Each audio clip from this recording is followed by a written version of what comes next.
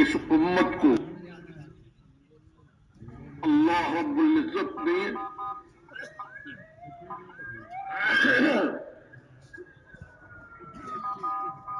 تمام دینی امتوں میں سے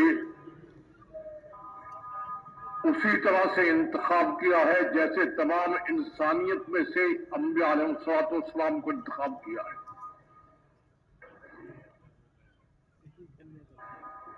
فرض صرف اتنا ہے کہ انبیاء علیہ السلام کو نبوت دی گئی ہے، اس امت کو انبیاء علیہ السلام کی نیابت دی گئی ہے۔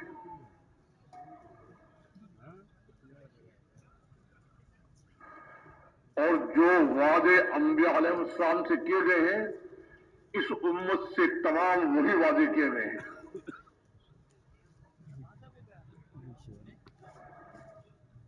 اگر اپنی امت ذمہ داری کو پورا کر رہی ہے تو اس سے وعدہ ہے یہ سب سے اوپر رہے گی، ساری دنیا سے نیچے رہے گی۔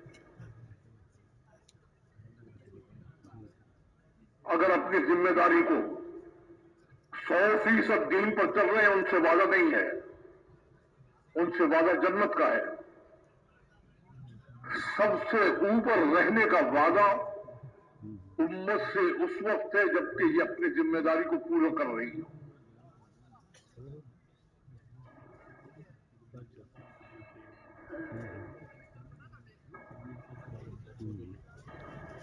پھر عرض کر دیتا ہوں کہ جو ذمہ داری انبیاء علیہ السلام کی ہے وہی اس امت کی ذمہ داری ہے۔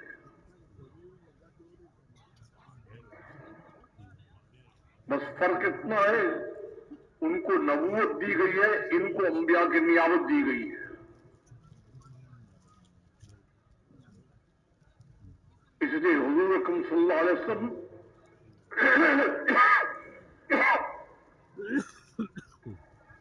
حضور اکرم صلی اللہ علیہ وسلم سے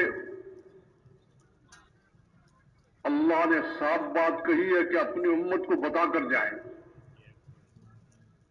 کہ اگر وہ یہ ذمہ داری پورا کرتی ہے تو میں ان کی دعائیں ویسے قبول کروں گا جیسے نبیوں کی میں نے کی ہے، اس امت کی مدد ویسے کروں گا جیسے میں نبیوں کی مدد کی ہے، اس امت کو میں کافروں پر ویسے غالب کروں گا جیسے میں نے نبیوں کو کیا ہے۔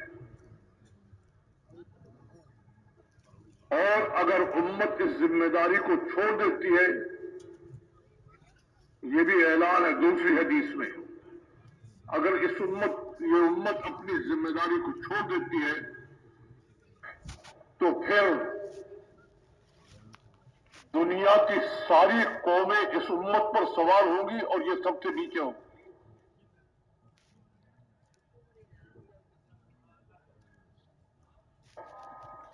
ان کو ذلیل و خوار کریں گے، ان کے گھروں میں داخل ہو جائیں گے، ان کے علاقوں پر قبضہ کر لیں گے اگر امت اس ذمہ داری کو چھوڑے گی۔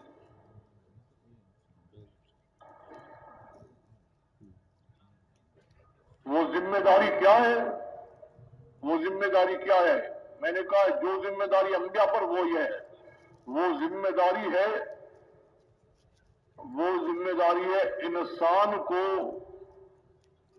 انسان کو شیطان کی غلامی سے نکال کر، شیطان والی زندگی سے نکال کر اللہ کے ساتھ اس کا تعلق جوڑنا، یہ ذمہ داری ہے اس کی۔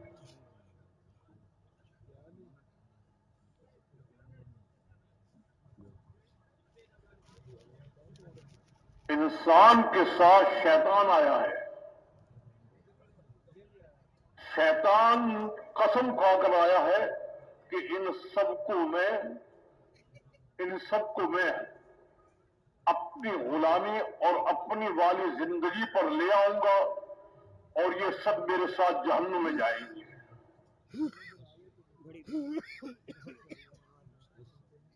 جب اس نے قسم کھائی تو اللہ نے قسم کھا لی کہ جو تیری والی زندگی گزارے گا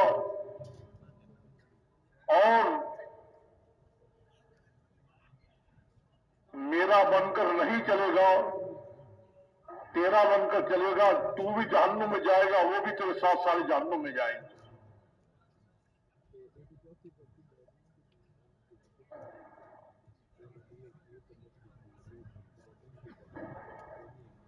اور اس کے ساتھ اللہ نے دوسرا اعلان بھی کیا کہ میں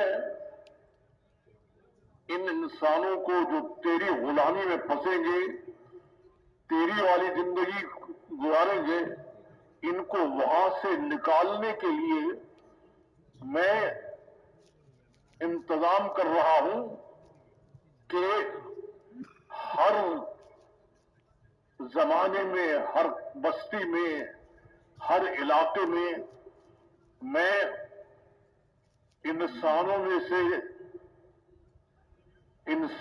سے ایسے انسانوں کو انتخاب کروں گا جو ان کو جا کر صورت حال سمجھائیں گے، ان کی رہبری کریں گے، ان کی رہنمائی کریں گے، اور ان کو تیری ملعون زندگی سے نکالنے کی پوری کوشش کریں گے۔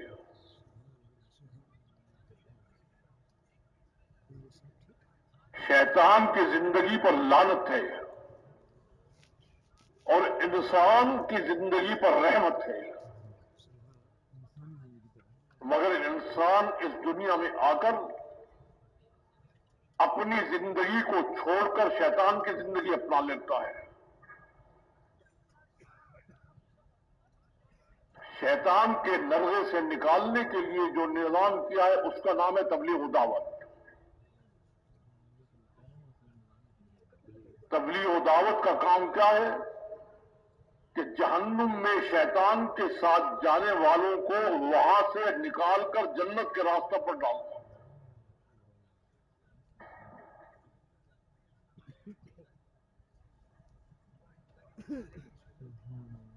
اس لیے قیامت کا ایک منظر قرآن میں بتایا گیا ہے،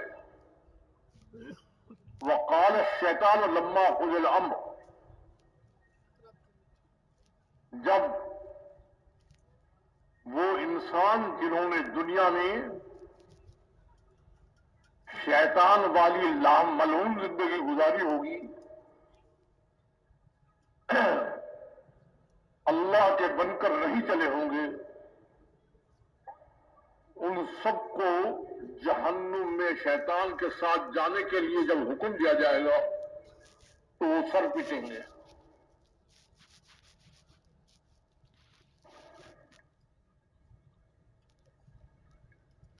یہاں کچھ غم نہیں ہے، یہاں فکر ہی کوئی نہیں ہے، وہاں جا کر سر پیٹیں گے اور شیطان کا گھیرا ڈالیں گے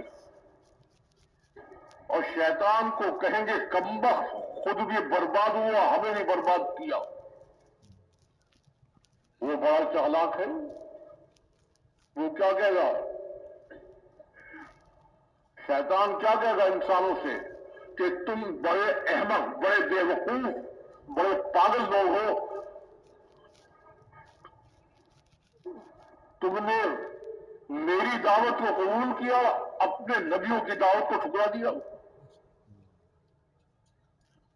تو جب وہاں میری والی زندگی گزاری ہے تو یہاں میرے ساتھ ڈالنے سے کیوں گھبراتے ہو؟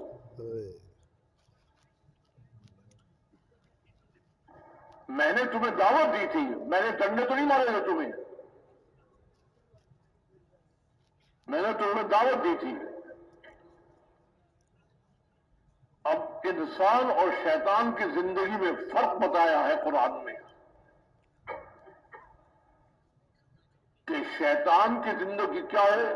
اللہ کے حکموں کو توڑ توڑ کر چلنا، اللہ کے حکموں کے خلاف زندگی گزارنا۔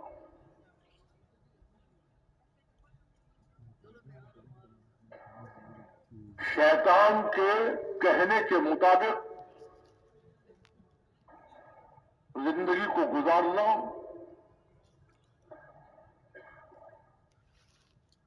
یہ سارا راستہ جہنم میں جانے کا ہے۔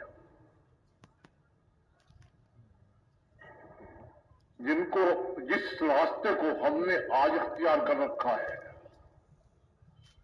हमारी शक्लें काफिरों की, हमारे लिबास काफिरों के, हमारा रहना सहना काफिरों का, हमारी ज़राअत काफिरों की, हमारी तिजारत काफिरों की, हमारी हुकूमत काफिरों की, सारे काफिरों की जिंदगी हमने अपना रखी है।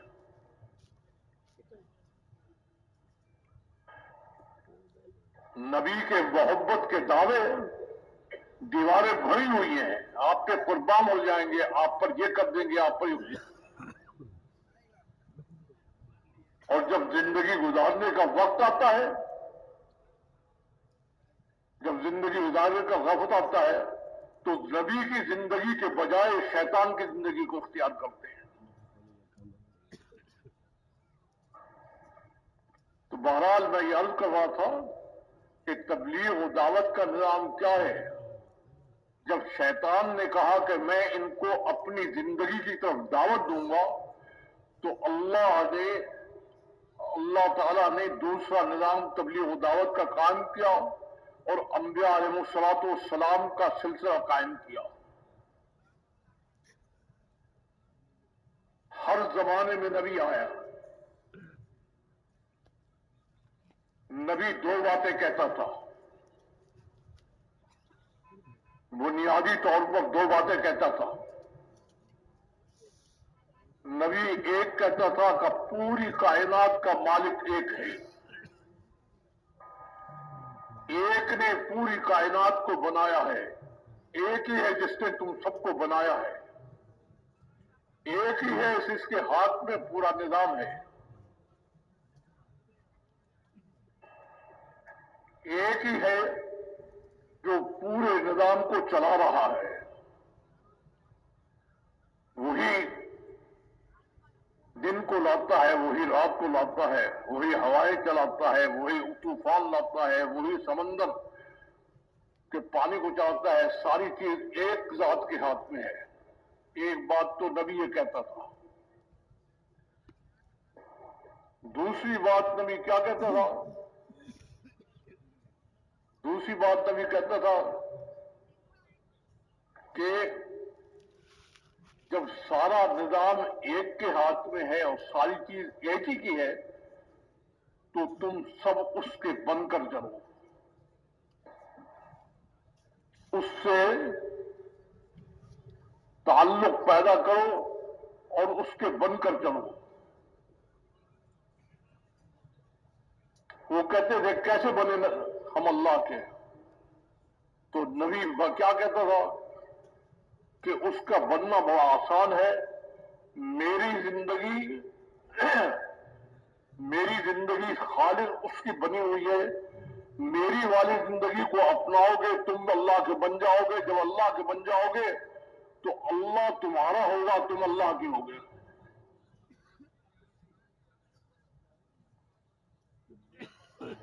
जो लोग नबी की इस बात को मान लेते थे वो कामयाब हो जाते थे, जो नहीं मानते थे वो अजाब में मुब्तला होते थे। तो मैंने अर्ज किया था कि इस काम का मकसद दो चीजें हैं।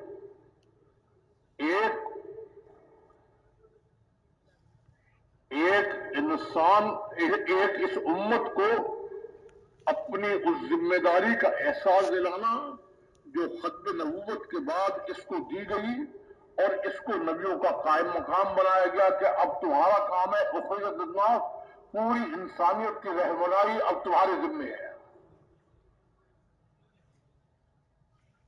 एक तो इसका एहसास दिलाना और दूसरा इस उम्मत को अपनी जिम्मेदारी पूरा करने के लिए, इस उम्मत को अपनी जिम्मेदारी पूरा करने के लिए उस तरतीब और निजाम से मेहनत के लिए तैयार करना जो अल्लाह ने मुकर्रर की है।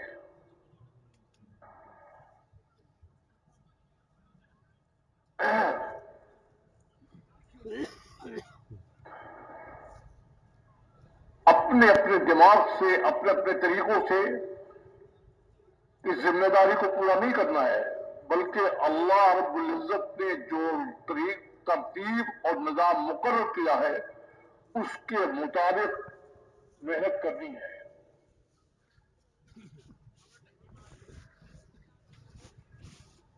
آسان بات آپ کو کہہ رہا ہوں، اگر آپ سے کوئی پوچھے کہ یہ دین کس کا ہے، جواب میں کہیں گے اللہ کا ہے۔ جیسے دین اللہ کا ہے، اللہ نے اس دین کو لانے کے لیے ترتیب بھی خود مقرر کی ہے، نظام بھی خود مقرر کیا ہے۔ یہ نہیں ہے کہ دین میرا ہے، تم جس طرح سے مرضی چاہے کرو۔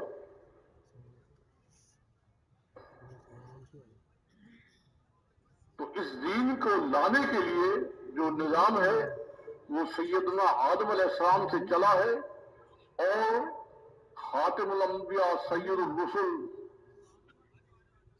امام عالم حضرت محمد صلی اللہ علیہ وسلم پر آ کر ختم ہوا ہے، سارے دعوت کے نظام سے آئے ہیں۔ دین کو لانے کا صرف ایک نظام ہے، وہ دعوت اللہ ہے۔ پوری انسانی تاریخ کو آپ دیکھیں گے، دین جب بھی آیا ہے دعوت سے آیا، اس کے علاوہ نہیں آیا۔ دین کو لانے کا جذبہ آج بھی موجود ہے۔ اس کے لیے بے چینی بھی موجود ہے کہ کسی طرح سے دین آ جائے، لیکن اللہ سے لڑائی ہے۔ اللہ کہتے ہیں دین کے آنے کا راستہ یہ ہے، ہم کہتے ہیں یہ ہے۔ ہم جلوس نکالنا، نعرے لگانا، ہڑتالیں کرنا،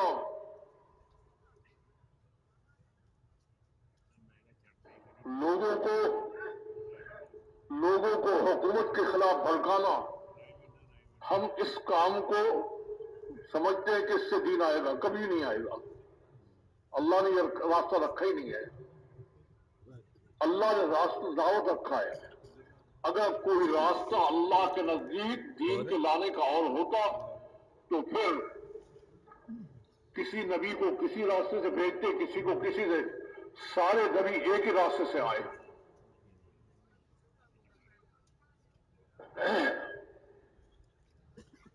ختم نبوت کے بعد نبوت کو ختم کیا ہے، تبلیغ و دعوت کے کام کو ختم نہیں کیا۔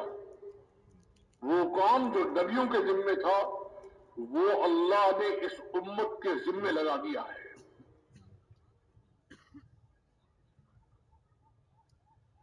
اس لیے اگر آپ تاریخ اور سیرت کو دیکھیں گے تو اس امت کو دین بعد میں دیا گیا ہے،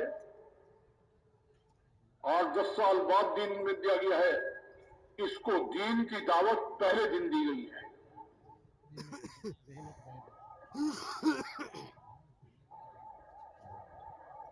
میں نے پہلے بھی ذکر کیا ہے کہ ایک بہت بڑے وکیل میرے پاس نماز پڑھتے تھے، وہ مجھے کہنے لگے مولانا جماعتیں آتی ہیں، آپ بھی دعوت پر اتنا زور دیتے ہیں، دعوت کے متعلق کہتے ہیں اللہ نے تو نماز کو سب سے بڑی چیز قرار دیا ہے، آپ دعوت کے پیچھے لگے ہوئے ہیں۔ تو وکیل صاحب تھے۔ میرا معاملہ یہ ہے کہ میں بحث میں نہیں پڑھتا۔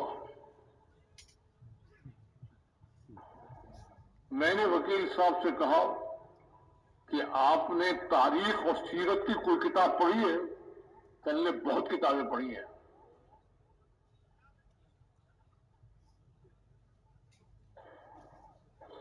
میں نے کہا حضور اکرم صلی اللہ علیہ وسلم حجر اسود کے سامنے اللہ اکبر کہہ کے نماز پڑھنے کے لیے کھڑے ہوتے تھے اور لوگ اسلام میں داخل ہو رہے تھے، یہی ہو رہا تھا نا؟ اب وکیل صاحب خاموش۔ میں نے کہا نہیں، میں آپ سے جواب لوں گا۔ میں نے کہا اسلام میں جو داخل ہو رہے تھے لوگ دھڑ دھڑ اور آ رہے تھے یدخلون فی دین اللہ افواجا، تو حضور نیت کر کے کھڑے ہو جاتے تھے حضرت کے سامنے اور لوگ اسلام میں داخل ہو رہے تھے۔ میں نے کہا وکیل صاحب ایسے ہی ہو رہا تھا نا؟ اب وکیل صاحب تو میں نے کہا نہیں میں آپ سے کہلواؤں گا۔ کہنے لگے نہیں ایسا تو نہیں تھا۔ میں نے کہا پھر؟ کہنے لگے حضور اکرم صلی اللہ علیہ وسلم دعوت دیتے تھے، آپ کی دعوت سے لوگ اسلام میں آتے تھے۔ میں نے کہا ابھی آپ کہے تھے نماز سب سے بڑی چیز ہے، اب دعوت کو کہے۔ وکیل تھے، کہنے لگے وہ تو کافروں کو دعوت دیتے تھے، وہ تو کافروں کو دعوت دیتے تھے۔ میں نے کہا اسلام یہ تو مان لیا نا کہ دعوت کے ذریعے سے آیا ہے۔ اب میں نے کہا دوسری بات بھی آپ سے ہی پوچھتا ہوں کہ دعوت سے وہ اسلام میں آ گئے ہیں، اسلام میں آنے کے بعد حضور اکرم صلی اللہ علیہ وسلم کیا کہتے تھے کہ حضرت اسود کے سامنے جا کر نماز پڑھنے کھڑے ہو؟ لیکن ٹھیک ہے اسلام کفر سے اسلام میں دعوت کے ذریعے سے آئے، اسلام میں داخل ہونے کے بعد پھر وہ کیا کرتے تھے؟ نماز وغیرہ تو کوئی فرض نہیں ہوئی تھی۔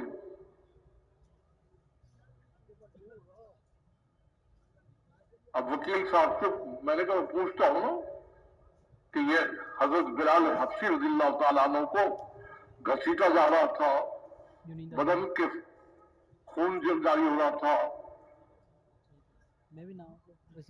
حضرت ابو بکر صدیق کو مارا جا رہا تھا، حضرت عمار یاسر کو مارا جا رہا تھا، یہ سارا نماز پڑھنے پہ ہو رہا تھا نا؟ اب وکیل صاحب چپ۔ میں نے کہا نہیں آپ سے پوچھتا ہوں یہ کیا قصہ تھا سارا؟ کہنے لگے دعوت پہ۔ تو میں نے کہا داخلہ بھی دعوت سے ہوتا تھا اور اسلام لانے کے بعد جو سب سے پہلا کام تھا وہ بھی دعوت تھا۔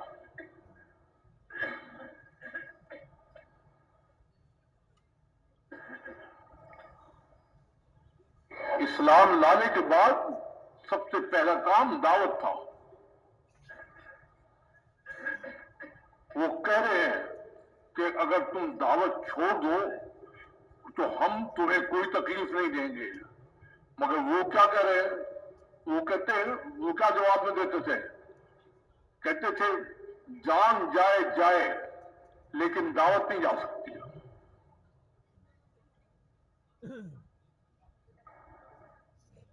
اس لیے میں عرض کیا کرتا ہوں مجمع سے کہ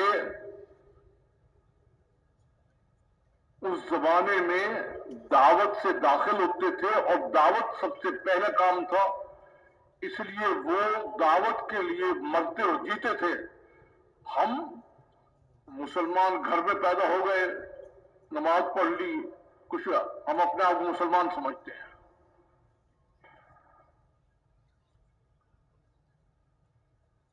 سیدنا عمر بن الخطاب رضی اللہ تعالی عنہ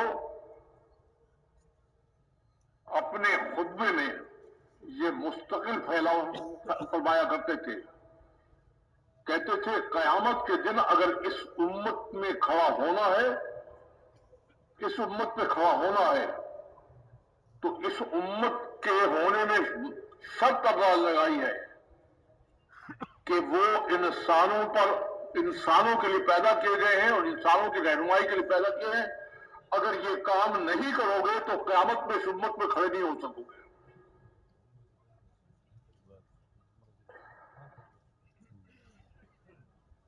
اس امت کو اللہ تعالی نے انبیاء کے نیابت کے لیے اسی طرح انتخاب کیا ہے جیسے کہ انبیاء کو نبوت کے لیے انتخاب کیا ہے۔ تو اس امت کو پہلے دین نہیں دیا گیا، دعوت دین اس کو پہلے دی گئی ہے۔ ہوئے آپ سیرت میں تاریخ میں واقعات پڑھتے ہیں، یہ جو مارے پڑتی تھی، یہ جو گھسیٹے جاتے تھے، یہ آگ پر لٹائے جاتے تھے، ان کے بدنوں کو داغا جاتا تھا، یہ نماز روزے کے لیے نہیں تھا، یہ سارا اس دعوت کے اوپر تھا۔ نماز تو 10 سال بعد فرض ہوئی ہے، اس کے لیے اس کو تکلیفیں دی جاتی تھی، اور امت کا ہر فرد کیا کہتا تھا؟ جان جائے گی لیکن کام نہیں جائے گا۔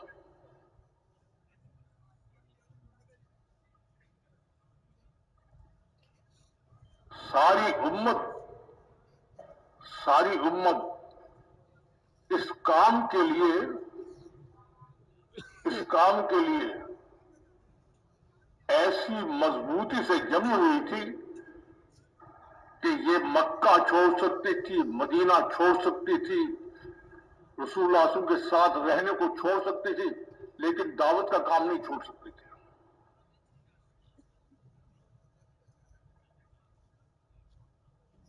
اور آج ہم کس مقام پر پہنچے ہوئے ہیں؟ آج ہمارا مقام کیا ہے امت کا؟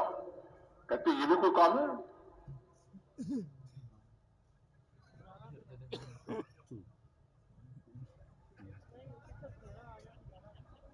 صحابہ کرام جب دنیا میں جاتے تھے تو سب سے پہلے وہ اعلان کرتے ان اللہ ابتع سنا، ہم ملکوں کے فتح کرنے کے لیے نہیں آئے ہیں، ہمیں اللہ نے انسانوں کی رہنمائی کے لیے مبعوث کیا ہے، ہم اللہ کے پیغام کو دنیا میں پہنچانے کے لیے آئے ہیں۔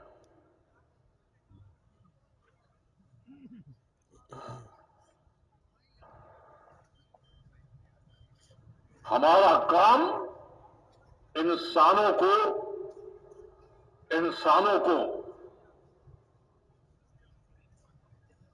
کفر کی زندگی سے نکال کر اسلام کی مبارک زندگی میں لانا ہے۔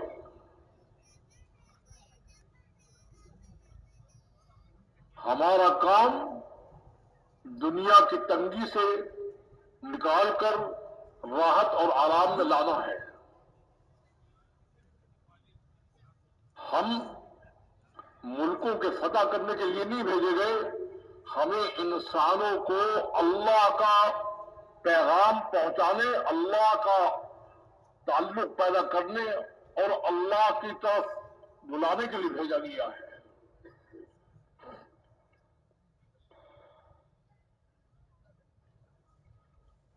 اور ہم سے وعدہ کیا گیا ہے؟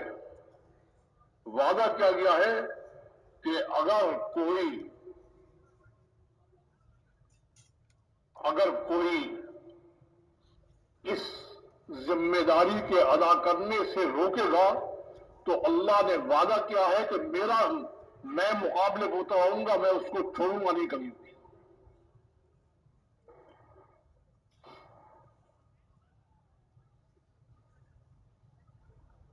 یہ مجاہدین میرے پاس آتے ہیں، کہتے ہیں آپ جہاد کا انکار کرتے ہیں۔ میں ان سے کہتا ہوں جہاد کا انکار نہیں کرتا، بلکہ جو جہاد تم کرتے ہو اس کا انکار کرتا ہوں۔ اللہ نے جو جہاد فرض کیا ہے اس میں سب سے پہلی چیز اللہ نے بتائی ہے کہ مجھے میدان میں لے کر اترو، خود جاؤ گے تو مار کھاؤ گے، مجھے میدان میں لے کر اترو، اور مجھے میدان میں لے کر اترنا ہے تو میرے بن جاؤ۔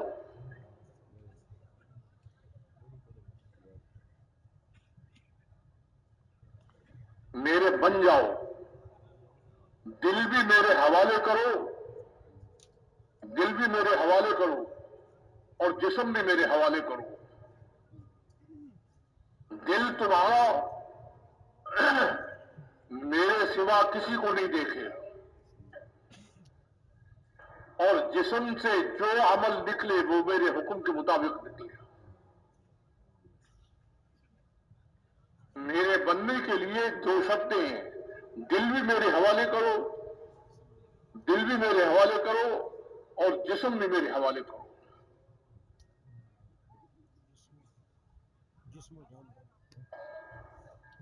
انسان کے جسم سے اعمال نکلتے ہیں.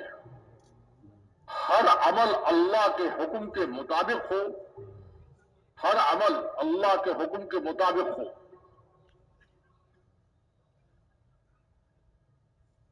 صرف یہ نہیں جو آج ہم نے سمجھ لیا ہے. آج بہت بڑا معالجہ ہے کہ ہم سمجھتے ہیں دین کیا ہے؟ نماز، روزہ، حج، زکات. دین اس کا نام نہیں ہے. دین پوری زندگی کو اللہ کے حکم کے مطابق گزارنا ہے.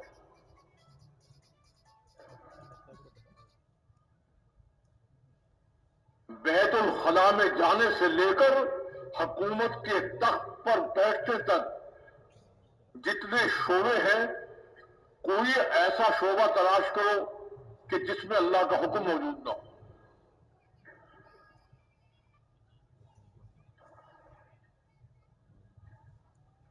کھانا پینا ہو، رہنا سہنا ہو، شکل صورت ہو، لباس ہو، تجارت ہو، زراعت ہو، حکومت ہو، ہر چیز کے متعلق اللہ کے احکام موجود ہیں. اور ان احکام کے مطابق ساری زندگی کو چلانا یہ اللہ کا مطالبہ ہے. دل اللہ کو ایسا دے کہ دوسرے کو نہ دیکھے. یہ دل اپنی حاجات کے لیے، حالات کے لیے کبھی مال کی طرف دوڑتا ہے، کبھی ملک کی طرف دوڑتا ہے، کبھی اسباب کی طرف دوڑتا ہے، کبھی وسائل کی طرف دوڑتا ہے. یہ سارے کفر کے راستے ہیں. اسلام کا راستہ کیا ہے؟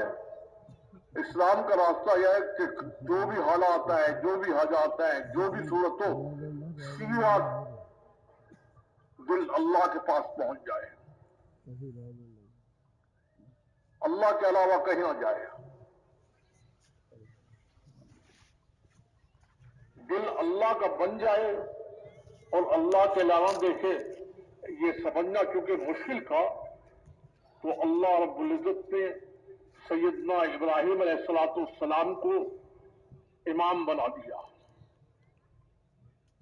کہ تاکہ انسانوں کو سمجھائیں کہ ایمان کیا چیز ہے. سب سے پہلا معاملہ وہی ہے جس کو ہم کہتے ہیں ہائے پیٹ، ہائے پیٹ، ہائے پیٹ. سب سے پہلا مسئلہ وہی پیش آیا سیدنا ابراہیم علیہ السلام کو کہ نمرود نے کہا کہ اگر تم اپنی دعوت کو نہیں چھوڑتے تو میں پوری سلطنت میں اعلان کر دیتا ہوں کہ تمہیں ایک دانہ نہیں دیا جائے گا. جب پھونک بھرو گے تو میرے پاس ہاتھ جوڑ کے آؤ. وہ سمجھا تھا کہ 14ویں صدی کے مسلمان ہیں جو پیٹ کے خاطر سب کچھ کرنے کو تیار ہے. حضور اکرم صلی اللہ علیہ وسلم فرماتے ہیں کہ اس جگہ گئے، اس جگہ گئے، اس جگہ گئے، جہاں گئے سب نے یہی بات کہی کہ حکومت نے تمہیں کھانے پینے کی کوئی چیز دینے کا منع کر دیا ہے، ہم کوئی چیز نہیں دے سکتے. شام کو خالی ہاتھ گھر کی طرف لوٹے، خیال آیا کہ گھر والے کہیں گے کہ کوئی کھانے پینے کی چیز لے کر نہیں آیا، تو ریت مٹی وغیرہ پھلی بوری میں ہے. تھکے ہوئے تھے، اس بوری کو ڈال کر چکی کے پاس ڈال دیا، خود جا کر سو گئے. آپ کی اہلیہ اٹھی، بوری کھولی، دیکھا کہ اس میں تو ایسا غلہ ہے اور ایسے شاندار کھانے کی چیزیں ہیں کہ جو کہیں دنیا میں دیکھی نہیں جاتی.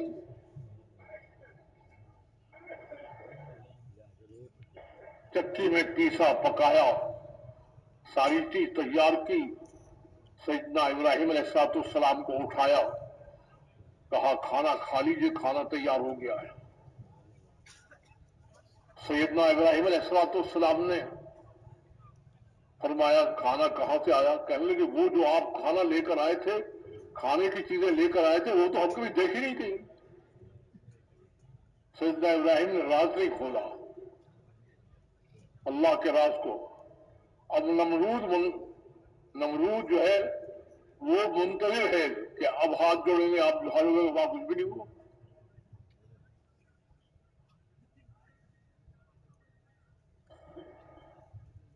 تو دل اللہ کا بن جائے، دل اللہ کا بن جائے، اس کا کیا مطلب ہے؟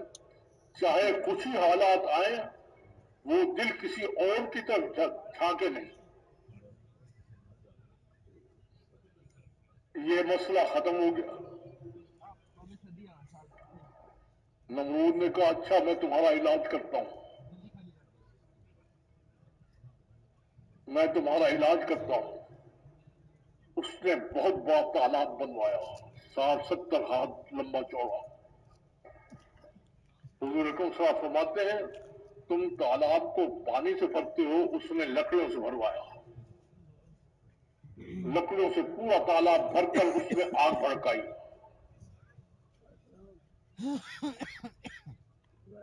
آگ اتنی تیز کہ پرندہ اس میں گزرتا تھا وہ بھی جل کر گر پڑتا تھا. اب چونکہ آگ کے قریب نہیں جا سکتے تھے، اس لیے ایک آلہ تیار کیا، منجنیق جس کو کہتے ہیں، جس کے ذریعے سے پھینکا جائے.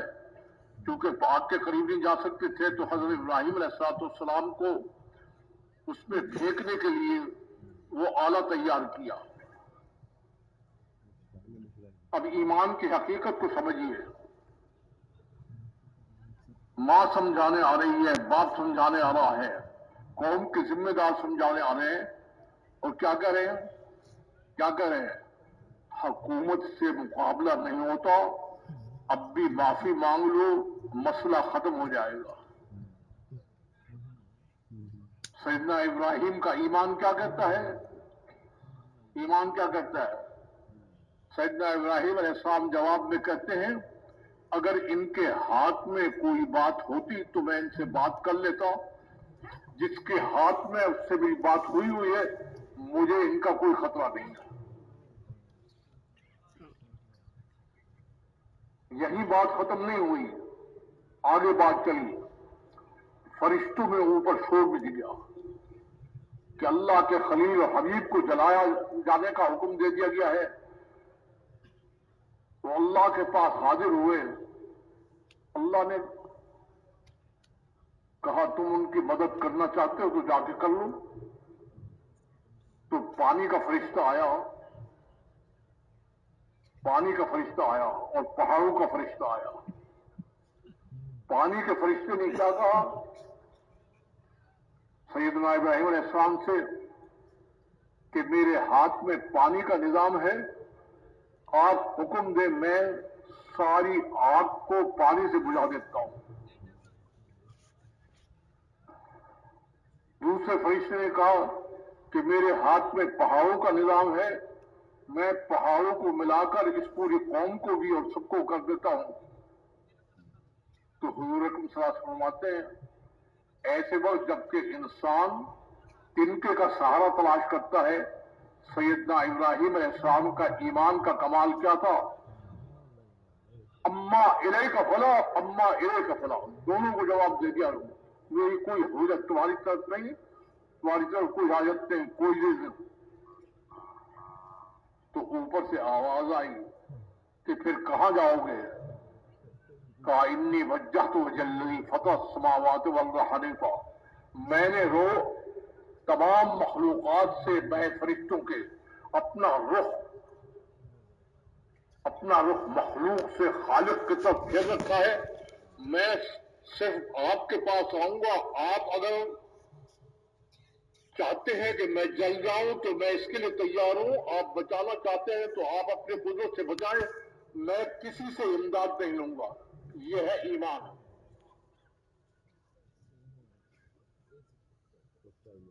انہوں نے اٹھا کے آگ میں پھینک دیا. اوپر سے آپ کا حکم آ گیا کہ سب کے جلانے کے لیے ہے, میرے خلیل کو جلانے کے لیے نہیں ہے. تو ٹھنڈک بن جاؤ اور سلامتی بن جاؤ. ایک دن نہیں, 2 دن نہیں, ایک عرصے تک سیدنا ابراہیم اس آگ میں رہے. باہر آگ تھی, اندر گوگرال تھی. باہر والے یہی سمجھ رہے تھے کہ یہ ختم ہو گئے, لیکن کچھ بھی نہیں.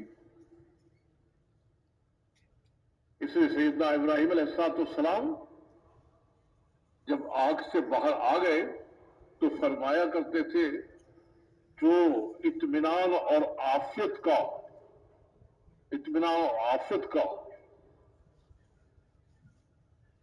موقع اس آگ میں تھا, وہ کبھی مجھے ملا نہیں. نہایت اطمینان اور عافیت کی جگہ تھی. بڑے آرام سے زندگی گزارتی.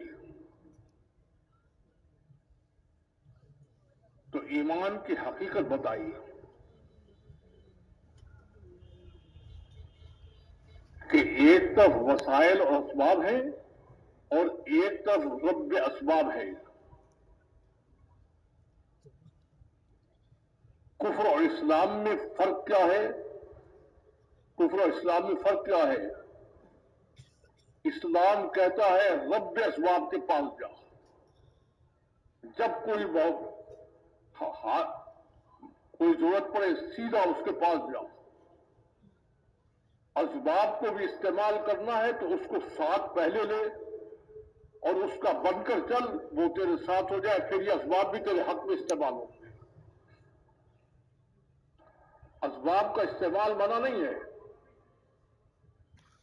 لیکن اسلام کیا کہتا ہے کہ رب اسباب کے پاس چلا جاؤ. رب اسباب خواہ اس اسباب سے تیری زندگی بنا دیں گے, خواہ اپنی قدرت سے زندگی بنا دیں گے. اللہ ہر چیز پر قادر ہے.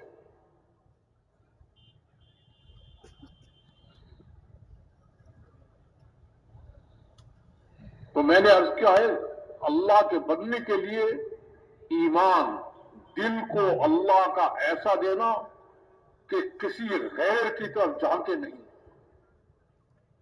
اور جسم کو اس طرح سے اللہ کے حکموں کا پابند بنانا کہ ہر عمل اللہ کے حکم کے مطابق ہو. جب انسان یہ دونوں کر لیتا ہے تو اس پر اللہ تعالی اعلان کرتے ہیں کہ تو میرا بن گیا ہے, میں تیرا بن گیا. جب اللہ کسی کے بن جائے تو باقی کیا رہ گیا ہے؟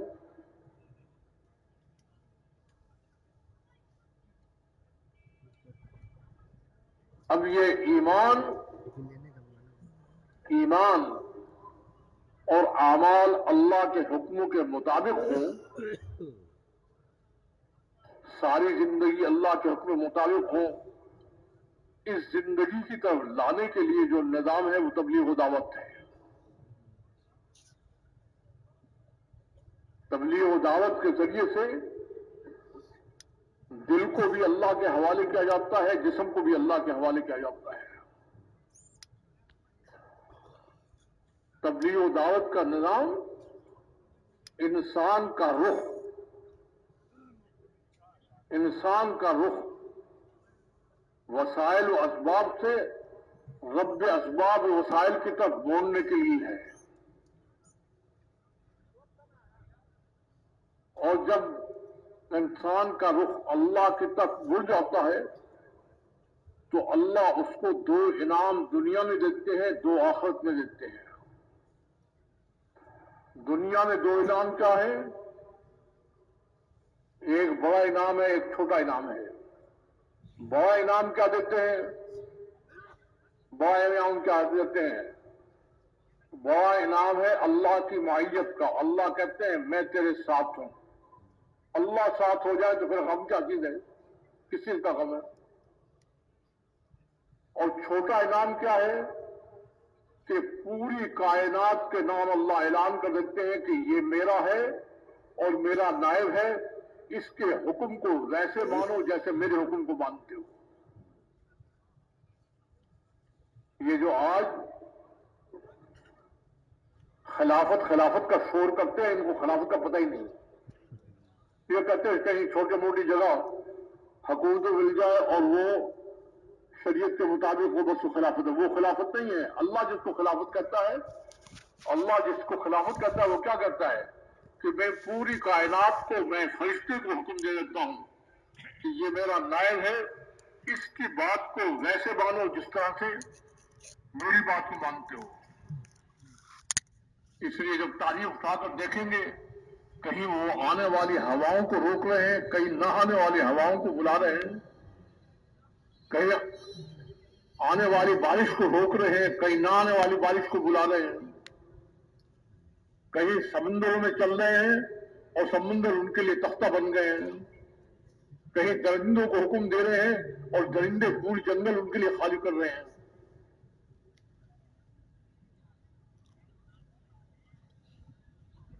तो यहां दो इनाम देते हैं।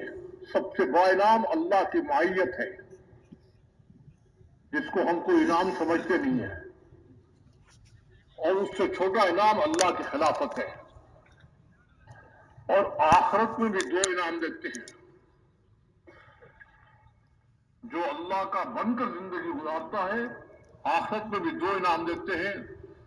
एक इनाम जन्नत है, ये छोटा इनाम है। दूसरा इनाम अल्लाह का दरबारी होना, मुसाहिब होना और अल्लाह का कुर्ब है। दूसरा इनाम ये देते हैं, ये बड़ा इनाम है। जन्नत छोटा इनाम है, अल्लाह का कुर्ब, अल्लाह का मुसाहिब होना, अल्लाह का दरबारी होना, ये बहुत बड़ा इनाम है। ये वहां पर अल्लाह अता फरमाएंगे। हुजूर अकरम सल्लल्लाहु अलैहि वसल्लम फरमाते हैं कि कयामत में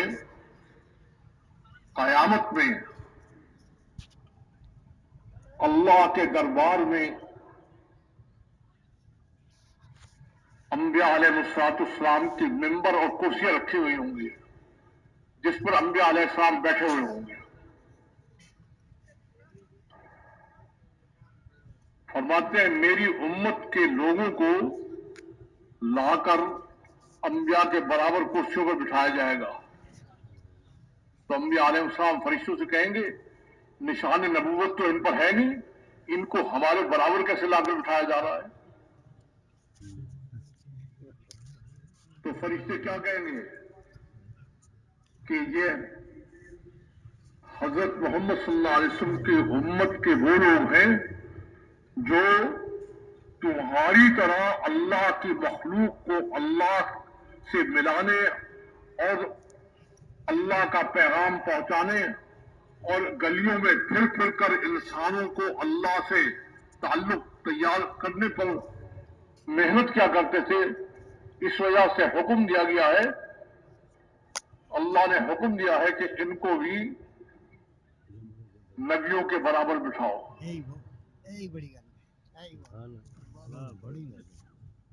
इनको भी नबियों के बराबर बिठाओ और इनके लिए वही अजर सवाल है जो नबियों के लिए है।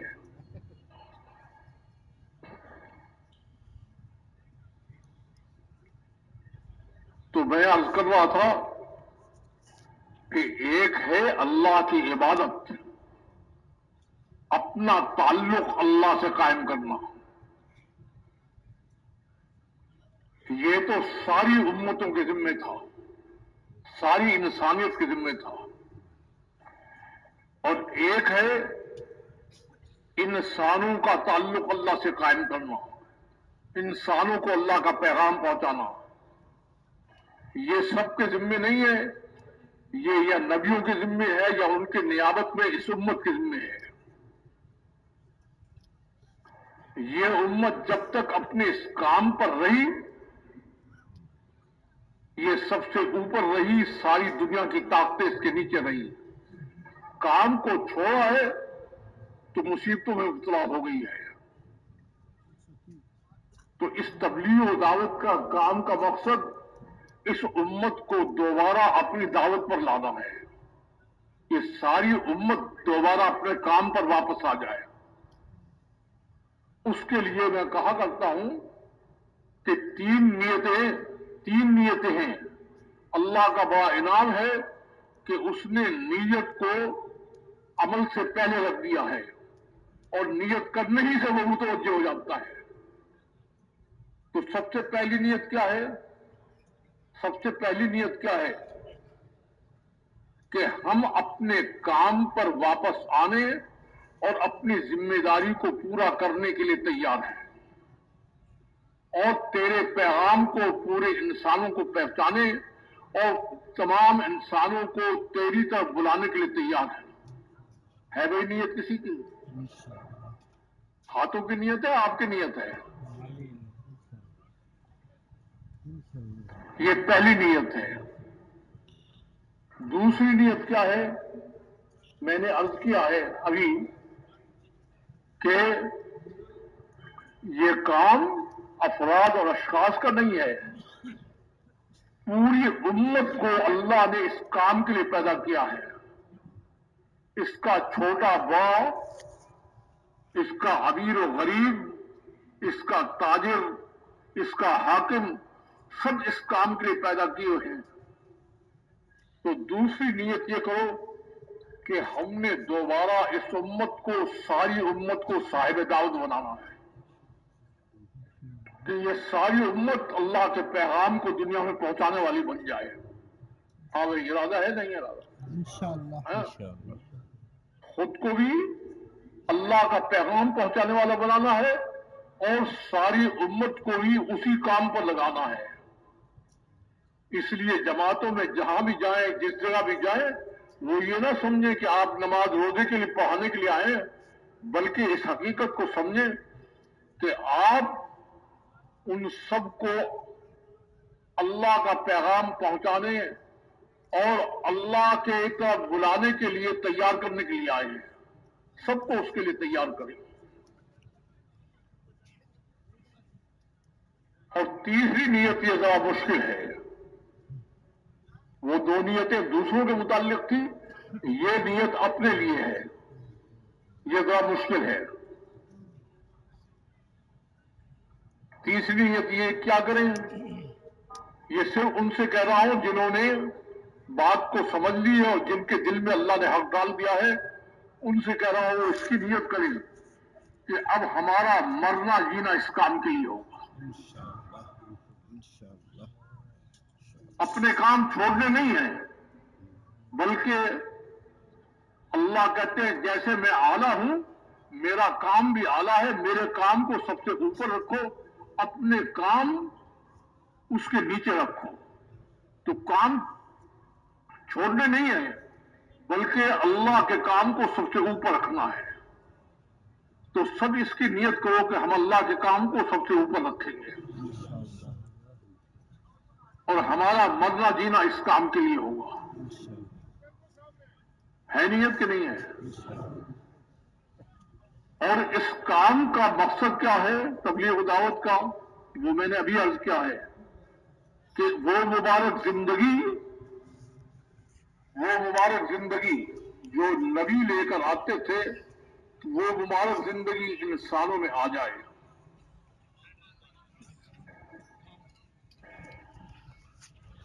اب تک ہم اگر تلاش کریں گے، اب تک ہم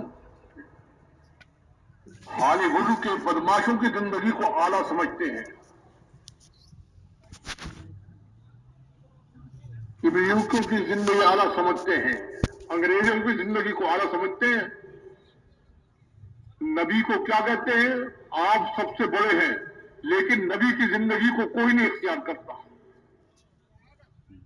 تو پورے مجمع سے درخواست ہے کہ جس کے دل میں اللہ نے حق ڈالا ہے، یہ اللہ کی توفیق ہے، وہ پورا مجمع اس بات کی نیت کرے کہ ہم کافروں کی زندگی سے توبہ کرتے ہیں اور اپنے نبی اور صحابہ کے مطابق زندگی گزاریں گے، انشاءاللہ، اور سب مسلمانوں کو اس مبارک زندگی پر لانے کے لیے پوری محنت کریں گے۔ سب اس کے لیے تیار ہیں؟ انشاءاللہ۔ اب اس مجمع میں سے جس نے 4 مہینے لگا لیے ہیں، ہر سال 40 دن لگاتا ہے، ہر مہینے میں 3 دن لگاتا ہے، مقام پہ گشتوں کا عمل سارا پورا کرتا ہے، ان سے درخواست ہے کہ حوصلے کے ساتھ، ہمت کے ساتھ، حوصلے اور ہمت کے ساتھ سال اور 7 مہینے کے لیے اپنے آپ کو دنیا میں جانے کے لیے پیش کر دیں۔